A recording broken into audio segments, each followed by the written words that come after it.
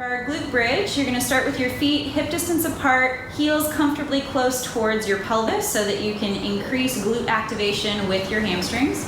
You're going to inhale here, exhale to press the pelvis up.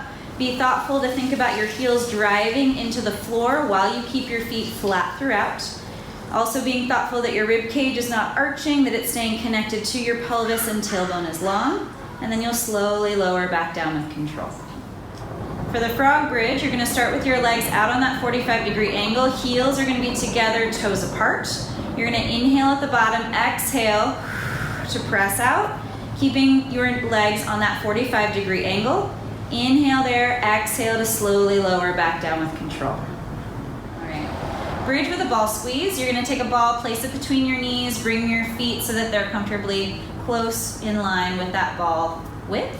You're going to inhale here, exhale, slowly connect into the ball, about 50% effort as you press straight up into your bridge, being thoughtful not to overextend or arch through your back. Hold here as you exhale and then slowly lower back down with control. Quadruped variation here, adding on to our breathing that we practiced previously. So we're going to inhale here first. Exhale, you're going to slide one leg out, reach through that heel, maintaining contact with the other three limbs, and I'm keeping my spine nice and long, using my block as feedback, making sure that my hip doesn't dip down or drop. And then I'm going to exhale, connect my center to pull that knee back in. Exhale as you reach the next leg out, reaching through that heel, staying nice and level with your pelvis, and then exhale, pull that knee back into where you started. So for squatting mechanics, take a bench or a chair. You're going to step up to that piece of furniture, have your shins comfortably close to that piece of furniture to make contact.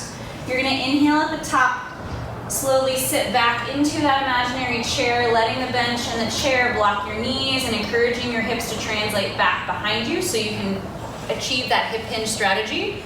My torso is long on a 45-degree angle. Making sure here too that I'm not arching my spine, that I'm keeping long from my tailbone to my shoulder. And then you're going to exhale to drive back up and stand tall. At the top, being thoughtful that you're not overextending your hips too far forward, that they are staying right over your heels as if you have a plumb line straight down from your earlobe to your heels.